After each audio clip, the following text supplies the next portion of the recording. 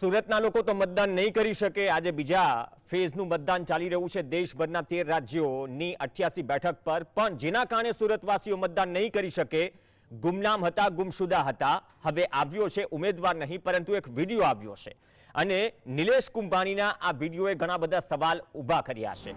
કદાચ એવું લાગે છે કે જનતા સાથે નહીં, ઓવરઓલ લોકશાહી સાથે છુપાછુપીની રમત રમાઈ રહી છે।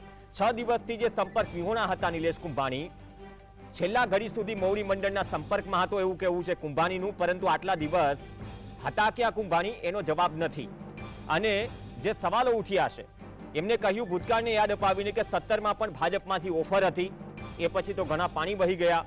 દુધાત મારો ફોન ઉપાડતા ન હતા, જે દુધાત આજકાલ આક્રમક નિવેદનોથી પ્રચારના મૂડમાં છે। ફોર્મ ભરતા સમયે પણ દુધાત હાજર ન હતા। ઇનડાયરેક્ટલી નિલેશ કુંભાણી એક સમયે કોંગ્રેસના ઉમેદવાર હતા, એ ખુદ કોંગ્રેસના નેતાઓ પર જ નિશાન તાકી રહ્યા છે। કોંગ્રેસના નેતાઓ મારી સાથે રથમાં બેસવા તૈયાર ન હતા। હવે જેને કોંગ્રેસે ઉમેદવાર બનાવ્યા એ ઉમેદવાર જે વાત કરી રહ્યા છે, જે વિરોધ કરે છે, તે ભાજપ સાથે બેસેલા હતા।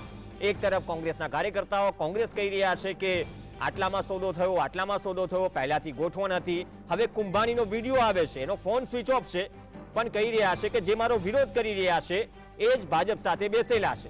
જોઈએ કુંભાણીએ 6 દિવસ બાદ જનતા સામે વિડીયો થકી વિડીયો રિલીઝ કરીને શું કહ્યું। મેન આગેવાનો, અહીંના નેતાઓ પોતે મારા રથમાં પણ બેસવા માટે તૈયાર નહોતા, મારી સાથે જોડાતા નહોતા। અને જ્યારે કોંગ્રેસ પાર્ટીએ કીધું હોય કે 20 તારીખ પહેલા તમે બૂથ ઉપર કોણ બેસવાના છે, એમના નામ, નંબર, વિગત મોકલો, ત્યારે અમે અહીંના જે ચૂંટણી લડેલા હતા, જે હોદ્દેદારો હતા, એમને અમે કહેતા હતા કે આપણે બૂથની વિગતો દેવાની છે। ત્યારે એક પણ આગેવાનોએ બૂથ આપ્યા નહોતા। કાર્યકર્તાઓ જે કામ કરતા હોય, કાર્યકર્તાઓ જે બૂથ આપતા હોય, એમને પણ ના પાડતા હતા કે આપણે બૂથ આપતા નહીં। ઠીક પણ જાણે છે કે આમાં જે અત્યારે વિરોધ કરે છે એ પહેલા ભાજપ સાથે બેસી ગયા હતા, અને એક પણ અમારી સભાઓમાં કે અમારી સાથે ડોર ટુ ડોર એમાં એક પણ અહીંના આગેવાનો આવ્યા નહોતા। અત્યારે ખાલી વિરોધ કરવા બેસી ગયા છે। મેં પ્રતાપભાઈ દુધાતને અનેક વાર કીધું તમે સભાઓમાં મારી સાથે આવો, તો એમણે કીધું હું ફોર્મ ભરતી વખતે તારી સાથે આવે તું અમરેલીની તારીખ પછીની તારીખ લેજે। ત્યારબાદ પ્રતાપભાઈ દુધાતને પૂછી અને પછીની મેં તારીખ લીધી, ત્યારે મારો ફોન નહોતા ઉસકાવતા। મેં મોવડી મંડળને જાણ કરી, પ્રતાપભાઈ દુધાતને કહ્યો કે મારો ફોર્મ ભરવા જાય એમાં હાજરી પુરાવે, ત્યારે પ્રતાપભાઈ દુધાત પણ આવ્યા નહોતા। અને જે મારી નાખવાની ધમકી આપે છે એ જો હાજર હોત તો આ પરિસ્થિતિનું નિર્માણ ના બન્યું હોત।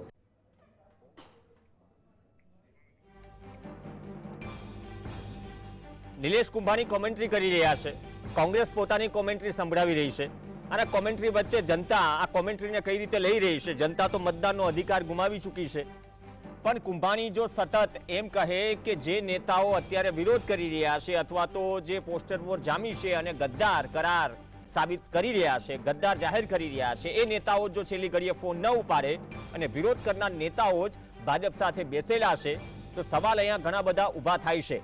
પહેલી વાત તો એ કે આ સમગ્ર પ્રકરણમાં ઠેકેદારની ખોટી સહી, શું નોટરી કરનાર સામે પણ કાર્યવાહી થવી જોઈએ, કલેક્ટર પણ આ પ્રક્રિયામાં છે। આ બધી જ કાનૂની લડાઈ ક્યાં સુધી પહોંચી છે કોંગ્રેસની લીગલ ટીમ જાણે, પણ કુંભાણી જ્યારે પ્રગટ થયા છે સોશિયલ મીડિયાના માધ્યમથી, ફોન હજુ તો બંધ છે, અને 6 દિવસમાં ઘરના સાથે પણ વાતચીત થઈ, એમના પત્ની સાથે જ્યારે વાતચીત થઈ, એક વિડીયો આવ્યો હતો 48 કલાક પહેલા, એમને કહ્યું હતું, એમને તો બંને તરફ નિશાન તાક્યા હતા, ભાજપ અને કોંગ્રેસ બંને આવી ગયા, અને એમ કહ્યું કે અમારા ઘરની બહાર સ્ટન્ટ કરી રહ્યા છે કેટલાક કાર્યકર્તાઓ, અને આમાં તમામની ગોઠવણ છે, તમામ ભણેલા છે।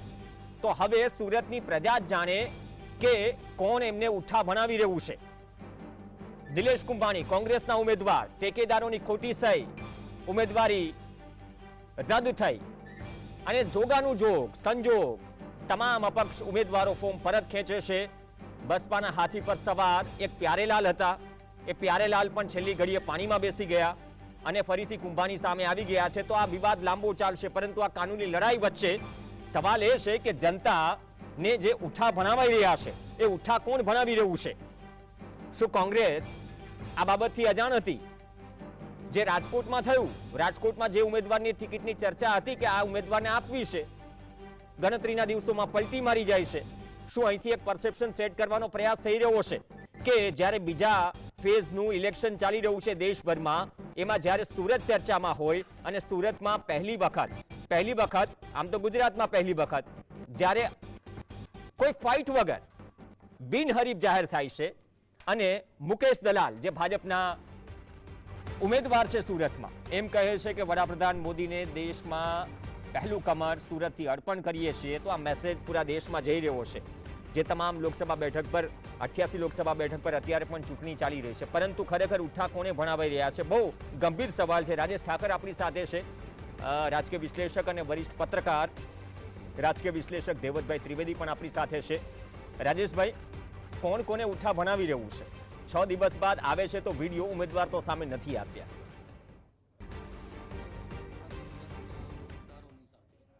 એની સાથે સાથે લોકતાંત્રિક પ્રક્રિયા સાથે અને ખોટી એફિડેવિટ રજૂ કરી અને ચૂંટણી પંચ સાથે છેતરપિંડી કરનાર વ્યક્તિ આજે મન કી બાત કરે છે વિડીયોના મારફતથી. આપણે ક્યારના એમને શોધી રહ્યા છે અને એમની સ્પષ્ટતા જાણવાની કોશિશ કરી રહ્યા છે. એ પછીના જે વિડીયો છે એમાં આપણે જે પહેલાં વાત થતી હતી કે કદાચ એ ભારતીય જનતા પાર્ટી જોઈન્ટ કરે તો એનો રસ્તો એ ખોલી રહ્યા હોય એવું લાગે છે. નંબર 1.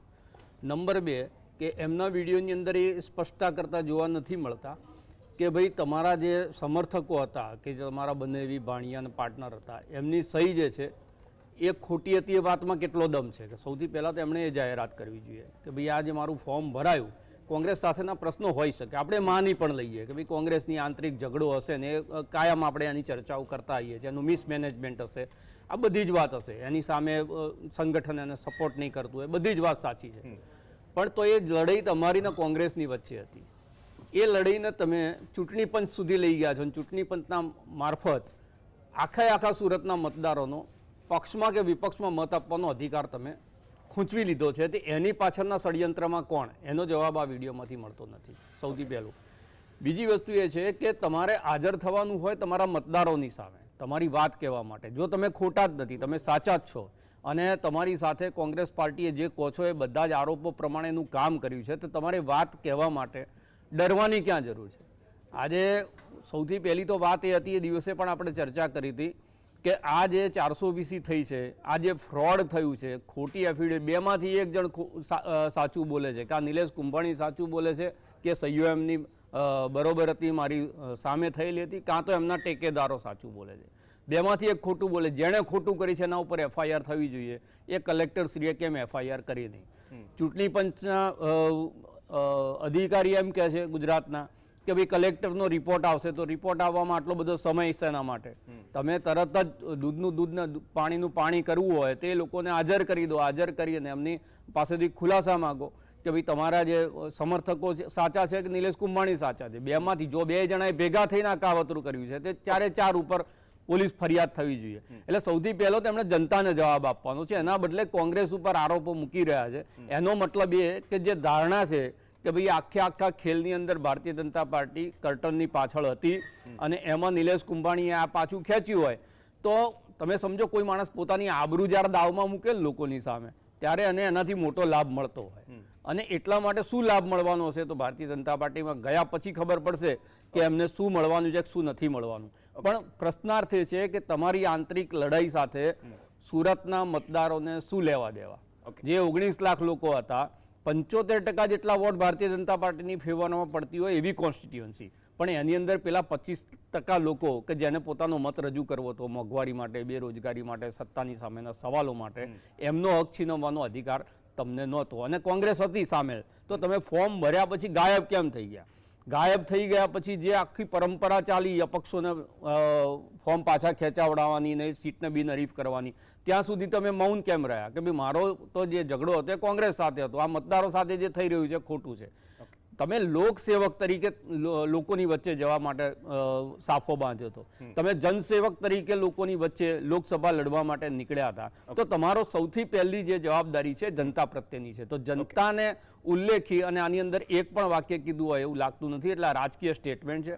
પોતાનો બચાવ દરેક માણસ આ જ રીતે કરે. પણ આ બચાવમાં દેવતભાઈ એક ક્વિક રિએક્શન લઈ લો. બંને મહેમાન જોડાઈ ગયા છે. આ લોકસેવકો જે કહેવાય છે આજની તારીખમાં, રોજે રોજ એક મજાક કરવાનું લેવલ લાગે છે ગરમી સાથે થોડું એક નેક્સ્ટ લેવલ ઉપર જાય છે? કેમ કે ચૂંટણીનો સમય હોય તો ભાષણોમાં તો ગપગોળા ફેંકાય છે, વેરિફિકેશન પણ નથી થતું, નેતાઓ બોલવાનું બોલી દે, પણ જે એક્સક્યુઝ આપવામાં આવી રહ્યો છે આજે આટલા લાંબા લચક વિડીયોમાં જે કારણ આપવામાં આવી રહ્યું છે, નથી લાગતું કે જનતા સાથે દિવસે ને દિવસે મજાકનું લેવલ વધી રહ્યું છે?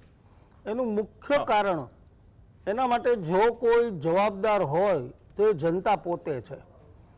જનતા પોતે એટલા માટે હું જવાબદાર ગણું છું કે આ જનતા એક સમયે આવા પક્ષ પલટુઓને પાઠ ભણાવતી હતી. એવું ચિત્ર છેલ્લા કેટલાય સમયથી બદલાતું ગયું છે કે એક જાણે ભારતીય જનતા પાર્ટી એક પ્રકારનું વોશિંગ મશીન હોય અને કોંગ્રેસમાંથી કે બીજા કોઈ પક્ષમાંથી એમાં જે દાગદાર નેતા ભાજપે જેના ઉપર પ્રહારો કર્યા હોય, જેને ભ્રષ્ટાચારી ગણાવ્યા હોય, જેના ઉપર ચારિત્ર્યના પણ આરોપો મૂક્યા હોય, જેની સીડીઓ બહાર પાડી હોય, એ નેતા જ્યારે ભાજપમાં જાય એટલે ધોવાઈને ઉજળો થઈ જાય અને એ ફરીથી ચૂંટાઈ પણ આવે, એ વિધાનસભામાં પણ ચૂંટાઈ આવે.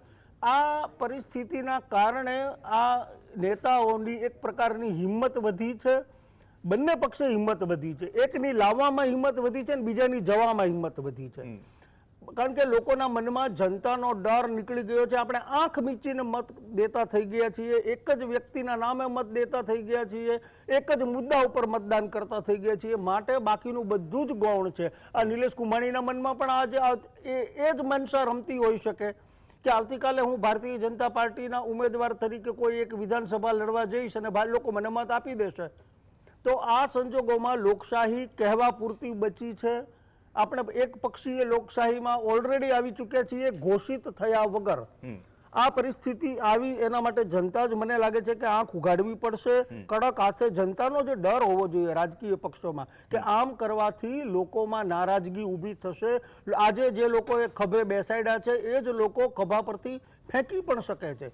એ જે ખોફ હોવો જોઈએ. લોકશાહીમાં જનતા જ સર્વોપરી છે, પણ જનતા પોતાની સર્વોપરિતા ગુમાવી રહી છે. સંસ્કૃતમાં એવું કહેવાય કે યથા રાજા તથા પ્રજા, મતલબ રાજા જેવો છે એવી પ્રજા હશે. લોકશાહીમાં એ જ સૂત્ર ઊંધું છે, યથા પ્રજા તથા રાજા. લોકોને જે માફક આવે છે એવું રાજા કરશે. આ નેતાઓ એ જે લોકશાહીના આધુનિક રાજાઓ છે, પ્રજાને માફક આવે છે માટે આ બધું કરતા રહેશે. અને એમાં તમે કીધું એમ નેક્સ્ટ લેવલ દર ચૂંટણીમાં આવે તો જોવા મળે છે. હા, અને આમાં કિરીટ પટેલ જેવા નેતાઓ પાછા કહીને આ વખતે રાજા શું છે મતપેટીમાંથી નીકળે એમ આ પ્રકારના સ્ટેટમેન્ટ પણ આપી અને પાછું કલાકમાં એમ પણ કહી દેવાય છે વિસાવદરના પૂર્વ ધારાસભ્યની જેમ કે આ તો ચૂંટણીનો જુમલો હતો. મતલબ આ તો નરેશભાઈ આ જ વ્યાખ્યા થઈ ગઈ છે.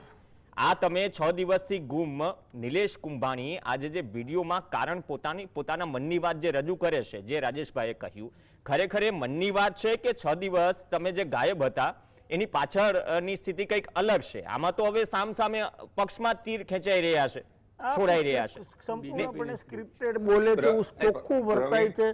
રાજેશભાઈ હમણાં જે દલીલો કરી એકદમ પરફેક્ટ છે કે આ જ વાત એમને જો કહેવાની હતી તો આટલા દિવસ ગાયબ રહેવાની શું જરૂર હતી? બીજું કે એમણે સુરતની જનતા સામે આવીને તાત્કાલિક પ્રેસ કોન્ફરન્સ કેમ ન કરી? જનતાને કેમ ન કીધું? ચૂંટણી અધિકારીઓ સમક્ષ ફરિયાદ કેમ ન કરી? પિટિશન દાખલ કરવા હું અમદાવાદ આવવાનો જ હતો તો આવ્યા કેમ નહીં? આ બધા મુદ્દાઓ એવા છે કે જે એની સાવ આ બાલિશ વાત કરે છે, જે કોઈને પણ ગળે ન ઉતરે. આ સમજી શકાય એવું છે. નિલેશભાઈ, આમાં એમણે સંપૂર્ણપણે કોંગ્રેસ સાથે છેતરપિંડી કરી છે અને કોંગ્રેસની ઘોર બેદરકારી સાબિત થઈ છે કે સુરત જેવા મહાનગરના લોકસભાના ઉમેદવારના એની મનમાનીથી ફોર્મ ભરવા દીધું. આવી રીતે ક્યાંય ફોર્મ ભરાતા હોય એવો પહેલા દાખલો જોવા નથી મળ્યો. આ કોંગ્રેસ નેતૃત્વની પણ ઘોર બેદરકારી ગણાય. શું નરેશભાઈ આ સવાલ તમને પણ છે? પ્રવીણભાઈ, પહેલી વાત એ છે કે કોંગ્રેસે આજે જ્યારે સવારે નિલેશ કુંભાણીને સસ્પેન્ડ કર્યા પછીનો એક વિડીયો છે, એટલે આખી બાબત અહીંયા સ્પષ્ટ થઈ જાય છે કે હવે જ્યારે કોંગ્રેસે આ વ્યક્તિને આરોપી માની લીધા છે. જે પણ સુરત બેઠક પર થયું, જે નાટક થયું, જે ષડયંત્ર થયું અને સુરતમાં બિનહરીફ ઉમેદવાર જાહેર થાય, તમામ બાબતમાં સૌથી પહેલા જો કોઈ ગુનેગાર હોય તો નિલેશ કુંભાણી છે. એ કોંગ્રેસ સસ્પેન્ડ કરે એટલે સ્વાભાવિક છે કે એની પર આખો આરોપનો ટોપલો ઢોળાય છે. હવે એમાંથી બચવા માટે એણે એક આ ઉપાય શોધી કાઢ્યો છે કે એ પોતે જે વિડીયોમાં બોલી રહ્યા છે એમને બોલવાની એક જ વાત છે કે આ તમામ બાબતો કોંગ્રેસ જવાબદાર છે. હું ચૂંટણી લડતો હતો, મને કોંગ્રેસ નેતૃત્વએ સહકાર ન આપ્યો. જે સ્થાનિક નેતાઓ છે એ બધા મળેલા છે ભારતીય જનતા પાર્ટી સાથે, મતલબમાં પોતે દૂધે ધોયેલા છે. અને જે પણ કંઈ થયું એના માટે બીજા કોંગ્રેસના નેતાઓ અને એ તમામ લોકો જવાબદાર છે. હું દેવતભાઈ વાત કરી કે પ્રજા, આપણે ચિંતા કરીએ છીએ લોકશાહીની. આ સુરત જેવું મહાનગર છે, 18 લાખ લોકો એમને મતાધિકારથી વંચિત છે. હું કહું આ દેશની, આ રાજ્યની, આ સુરતની તમામ પ્રજાઓ ઊંઘી ગઈ છે નિરાંતે. એક પણ વ્યક્તિ, 5-25 પણ વ્યક્તિઓ જઈને કોઈએ રજૂઆત નથી કરી કે અમારી સાથે આ થઈ ગયું. કલેક્ટરમાં એકમાત્ર ગઈકાલે એક સંસ્થા બહાર આવી કે જેણે કીધું ભાઈ અમારો મતાધિકાર છીનવાયો છે. પ્રશ્ન એ છે કે જ્યારે પ્રજા સાહેબ એક વાત સાહેબ જોડી દઉં નરેશભાઈ, કાલે બહુ સારો એવો કે ડોક્ટર સાહેબનો મેસેજ આવ્યો કે શું સુરતવાસીઓ સામે કમ્પ્લેન ન કરી શકે, કેમ કે ઈવીએમમાં એક બટન નોટાનું પણ હોય છે. તમે ભલે કોઈ ઉમેદવારને મતદાન ન કરો પણ તમને નોટા દબાવવાનો અધિકાર પણ આ લોકશાહીએ આપ્યો છે. તો હવે શું જનતા ફરિયાદ કરે કે અમારો હક તો તમને વગર કીધે તમે છીનવી લીધો, અમારે કોના ભરોસે રહેવાનું? આજે જ સુપ્રીમ કોર્ટમાં આ અંગે જૂની એક પિટિશન પર મિસ્ટર ખેડા કરીને છે એની સુનાવણી થઈ છે સુપ્રીમ કોર્ટમાં કે ભાઈ જ્યારે તમે એક વ્યક્તિ રહી જાય છે ને સામે નોટા રહી જાય છે તો એ નોટાને પણ કાલ્પનિક ઉમેદવાર ગણવા કે નહીં. અને એ માટે સુપ્રીમ કોર્ટે આજે જ ચૂંટણી પંચને એક નોટિસ આપી છે કે આનું શું કરવું જોઈએ. એટલે ઓલરેડી એ આ સુરતના કેસમાં નહીં પણ બીજા એક કેસમાં એક વ્યક્તિ ખેડા કરીને સુપ્રીમ કોર્ટમાં ગયા છે. એટલે એનું પણ આપણને આ કેસની અંદર જાણવા મળશે. અને મને જેટલી માહિતી છે એ પ્રમાણે કે જ્યારે દલીલ થઈ ત્યારે સુરતનો પણ ત્યાં મુદ્દો ઉઠ્યો હતો કે સુરતની અંદર પણ આવું બન્યું છે. અત્યાર સુધીની આ જે વાત છે, અહીંયા જે ચૂંટણી જ્યારે બિનહરીફ જાહેર થઈ ત્યારે અહીંના ચૂંટણી અધિકારી છે એમણે પણ એમની સમક્ષ પણ આ મુદ્દો ઉઠ્યો હતો. તો એને એવું કહ્યું કે ભાઈ જે રૂલ્સ બુક છે એ રૂલ બુક અમને એવું કહે છે કે એક ઉમેદવાર હોય તો એને બિનહરીફ જાહેર કરી દેવા. એટલે આ મુદ્દો ઓલરેડી ચૂંટણી પંચ જે લોક પ્રતિનિધિત્વ ધારા છે એના સુધારાને સ્પર્શતો હશે. એટલે અહીંયા નોટા તો આપે છે. બીજું એક હું એ પણ આ બાબતમાં એવું માનું છું કે તમે કાલ્પનિક ઉમેદવાર આપણે રાખીએ કદાચ, આ બહુ લાંબી અલગ ચર્ચાનો પણ વિષય બની શકે. એટલે કારણ કે જે પક્ષનો ઉમેદવાર હોય તો એની પાસે આખું પોતાનું વ્યવસ્થા તંત્ર હોય છે. જ્યારે તમે કાલ્પનિક ઉમેદવાર હોય તો એનું બૂથ એજન્ટ મેનેજમેન્ટ અને એ કદાચ આ આપણું તંત્ર કેટલું હદે ભ્રષ્ટ છે આપણે જાણીએ છીએ કે એમાં કઈ તમે એક ઉમેદવારોની સામે ન હોય તો એની શું પરિસ્થિતિ આવે. એટલે આપણા માટે આ નવી પરિસ્થિતિ છે હું માનું છું. ઓકે, આપણી સાથે હિરેન બેંકર પણ જોડાઈ ગયા છે, કોંગ્રેસના પ્રવક્તા ધીમનભાઈ પુરોહિત પણ જોડાઈ ગયા છે. ધીમનભાઈ, એક સવાલ થોડો હિરેનભાઈનું કરી લો, બાદમાં થોડા બીજા ફેઝની પણ વાત. હિરેનભાઈ, જેમ ચર્ચા થઈ નિલેશ કુંભાણીનો વિડીયો તમે પણ જોયો હશે અને બાદમાં ટેકનોલોજીના માધ્યમથી આ ચર્ચામાં જોડાયા હશો. નિલેશભાઈ કુંભાણીનું એક લાઈનમાં એવું કેવું છે કે હું દૂધે ધોયેલો છું, કોંગ્રેસે સપોર્ટ ન કર્યો. હિરેનભાઈ,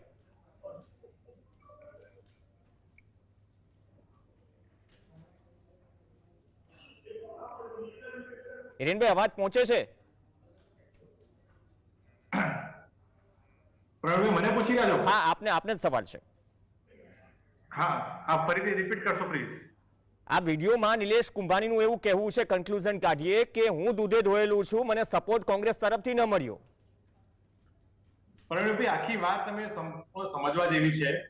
કોંગ્રેસ પક્ષે વારંવાર એનો સંપર્ક કરવાનો પ્રયત્ન કર્યો કે ભાઈ તમે આવો, પોતાની વાત રજૂ કરો.